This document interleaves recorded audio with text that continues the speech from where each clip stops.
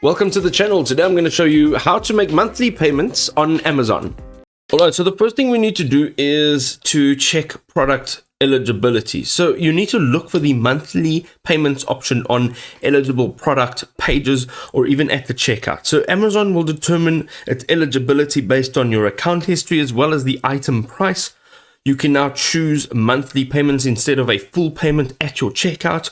You'll make an initial down payment with your items when they are shipped, and this will cover taxes and shipping costs.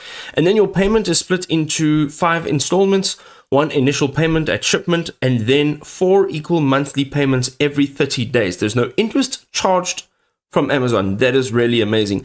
Some other things over here is that you can actually access manage monthly payments option in your Amazon account. You can therefore thereafter view your payment schedules, your prepaid installments early. You can also pay full balances at any time, and you can update your payment methods. Some important requirements to keep in mind is that you need to maintain or have a valid credit or debit card on file. It's for personal use only, and it cannot be combined with other offers. And then if there's a failed payment, then there will be an account suspension. So make sure that you're paying on time.